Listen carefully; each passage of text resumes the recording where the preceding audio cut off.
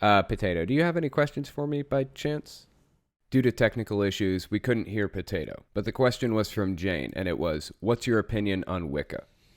I think I've done a video on Wicca before at one point. The thing about Wicca is, as far as I can remember, I think it's a reasonably new religion. In fact, I think it was invented in like the 50s or something like that. I don't know. It's an interesting thing. I don't really buy any of it myself. As far as I'm concerned, they're making equally as improbable and unprovable claims as Christianity or Islam or any other religion makes.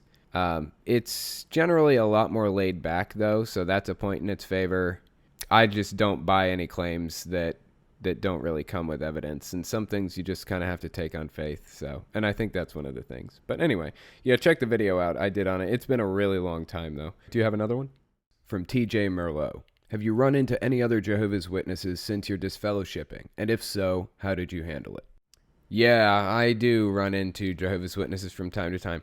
Actually, I was on Twitter the other day, and I ran into a Jehovah's Witness who just randomly appeared in my feed. I was talking to some friends on Twitter, and this Jehovah's Witness appears and starts preaching to me. It's like, what are you doing? What are you doing? Do you know who I am, even? Like, I'm one of the biggest apostates ever at this point. So, anyways, the guy is, like, shoving Jehovah's Witness literature down our throats from Twitter. He's probably trying to count field service time. And I said, do you know who I am? And he said, no, I don't know who you are. And I said, I run a YouTube channel, and I'm an ex-Jehovah's Witness. And he said, were you ever disfellowshipped? Were you baptized and then disfellowshipped? And I said, yes, I was. And then he just instantly blocked me. Honestly, it seems like a super straightforward, simple reaction. Like, who cares? Just move on with my life. I didn't know him before, and I don't know him after. But that kind of shit sucks. It still hurts.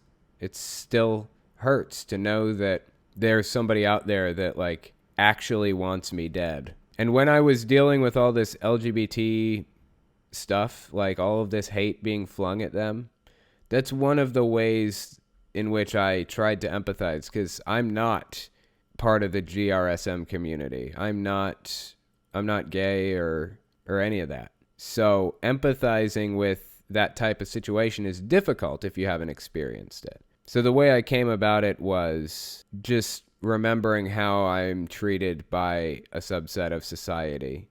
As an ex-Jehovah's Witness, these people actually want me dead. They won't look at me. They won't give me the time of day if they find out that aspect of my life. And whether it really affects me in my everyday life or not, it does still suck to know that there are people out there like that. So, do you have another question for me? From Gayboy89. In your opinion, what is the most interesting aspect of Catholicism?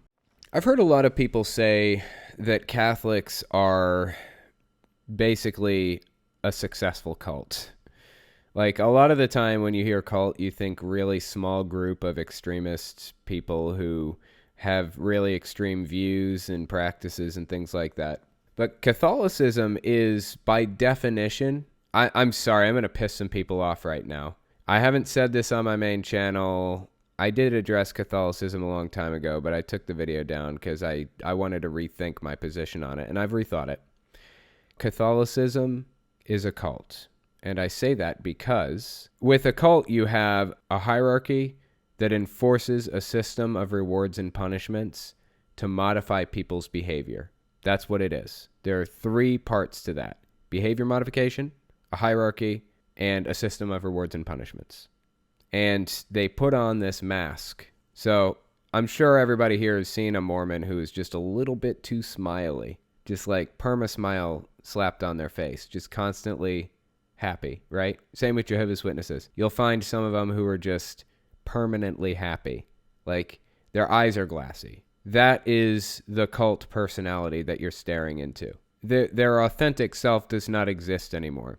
The cult personality is formed through that system of rewards and punishments, through that behavior modification. And I see that in Catholicism too.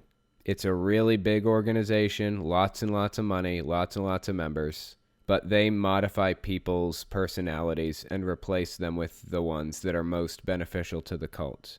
That's why I say that. So I know I'm going to get a lot of backlash, but I hope you guys understand why I'm saying it. I'm not just saying it because I don't like them or something. It's not about that. It's just about what I know about cults and how they operate and what their goals are. And I see that in Catholicism. So anyway, do you have one more question for me? The next question was, how do you feel about Mountain Dew? I like Mountain Dew pretty well. I haven't had it in like a long time, though. I kind of stopped drinking soda. I used to drink Mountain Dew, and then I started drinking root beer, and now I just pretty much drink water or tea or coffee, one of those three, generally. Sometimes I drink like orange juice and stuff. That's pretty good. Do we have any more questions? PJ asked, is Orthodox Judaism an extremist religion? I don't know much about it. What I do know about Orthodox Judaism, it seems like it is, but I don't want to say one way or another because I don't know enough about it. I don't even know like what's involved in it at all. I wouldn't be afraid to call it that if I thought it was. I just don't feel like prepared to. It seems like it. Also, I got a super chat from Andrew Miller. It says, Catholics just don't know what to believe. Thank you, Andrew Miller. That's awesome. And yeah, well, let me clarify a little bit on the Catholicism thing too. Some Catholic churches aren't as extreme as others. And that's another thing that I feel that you kind of need to have a cult is unity. So maybe we should go church to church instead of calling this entire organization a cult exactly. But there are similarities between all churches. Like they all have mind-numbing rituals. They all have loaded language and cliches. I mean, there are a lot of different qualities that go with every Catholic church that you find in cults, like to a scary high degree. So anyway, something to think about. Somebody asked, so I'm a cult. You may be a member of a cult. In fact, it's possible for members to be in a moderate church that, like, say a moderate Catholic church that isn't extreme. I don't think it's usually with like cults you find unity, like I said. It's possible that you can be like a Catholic or a Mormon or whatever else and be moderate and not have that cult identity. That's possible. But if we had scrolled down a little bit more on the statistics on that Pew poll for Jehovah's Witnesses, you'd find that they have a scary unified mind with some things. For example, belief in God among Jehovah's Witnesses, less than 1% do not believe in God. Less than 1% believe in God or don't know. 90% believe in God absolutely.